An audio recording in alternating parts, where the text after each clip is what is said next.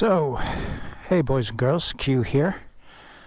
Thought I'd make a little video today, January 16th, 2023, and it's another day in the 50s here in the Little River, Myrtle Beach area.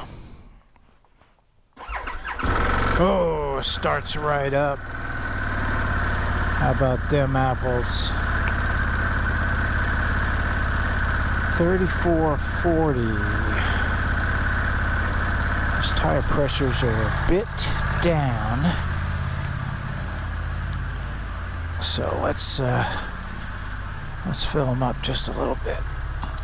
Okay, that's a little better. That's interesting. Rear PSI didn't change, but the front sure did. Who knows? Yeah, I once had a Kawasaki Vulcan and I neglected to keep on top of the tire pressure, and that tire cupped really badly, and it almost ruined a trip I was on with friends. So ever since then I try to be a bit more careful. And I got some new goggles, some new cheap Amazon goggles to try out, see how they work out. Yeah, they fit. I feel kind of strange on my nose though, but we'll see. Give them a try.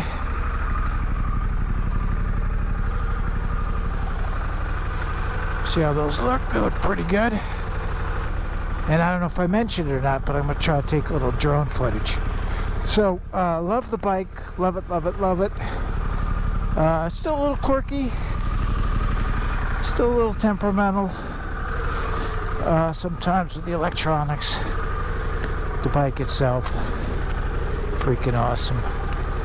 The power, the versatility. I'm bombing down dirt roads.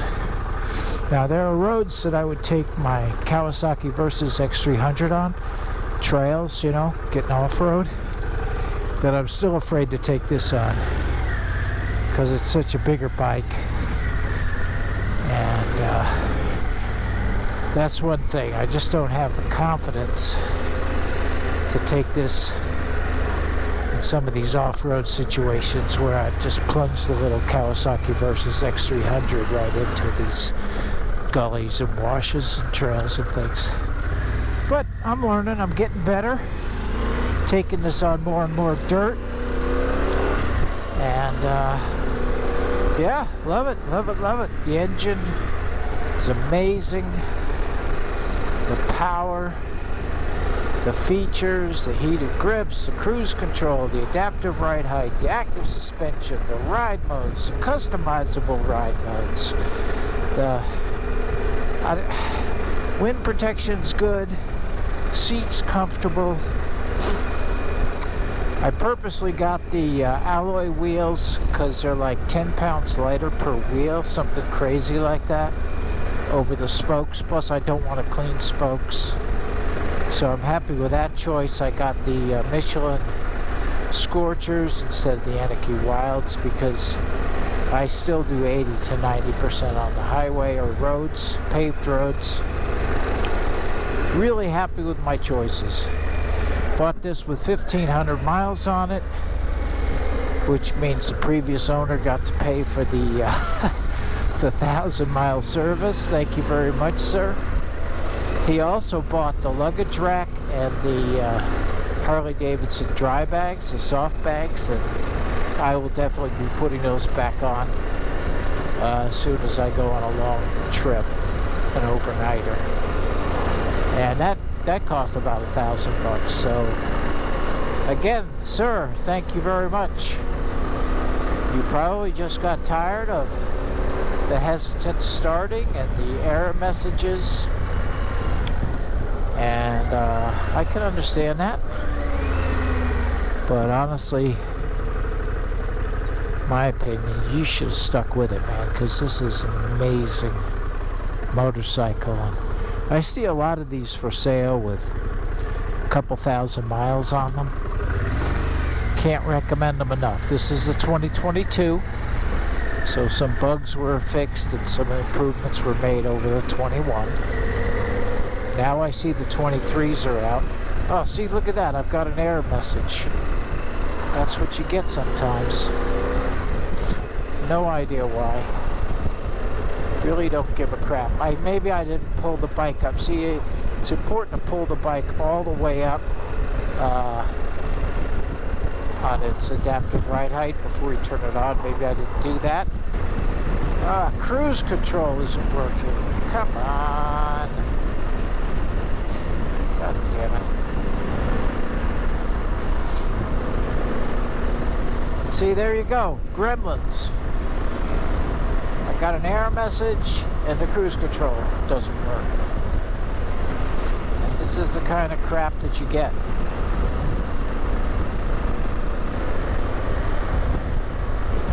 Alright, I gotta pull in here.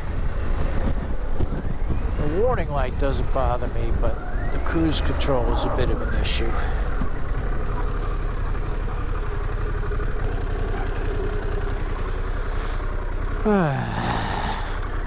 Turn it off.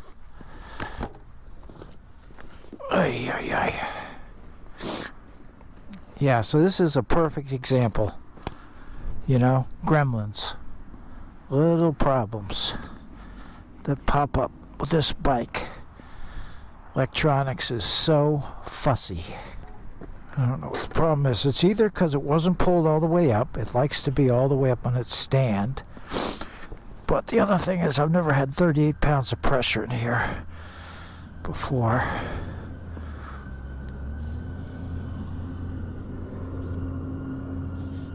So let me just let a little tiny bit out.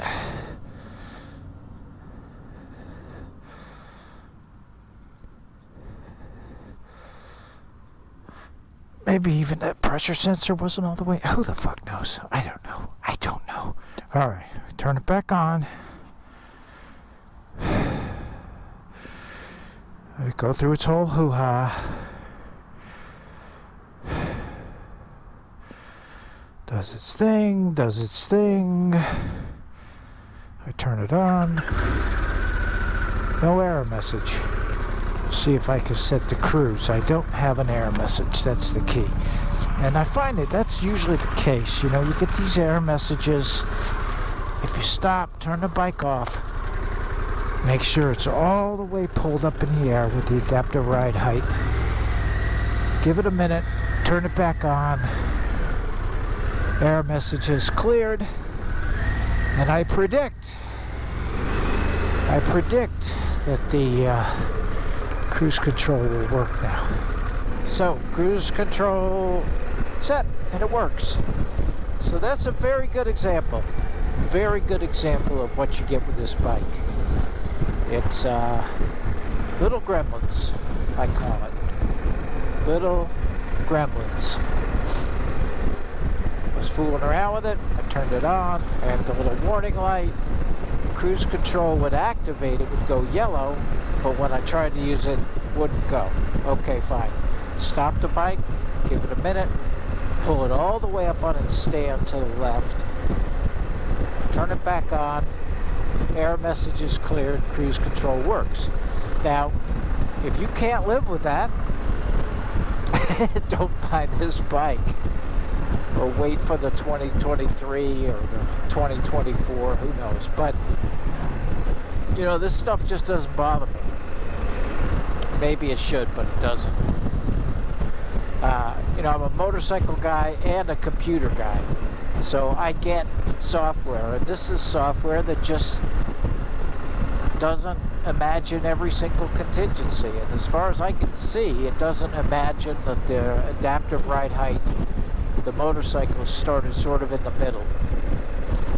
Probably works fine too if the motorcycle's all the way down, I don't know, but all the way up really seems to clear a lot of the problems.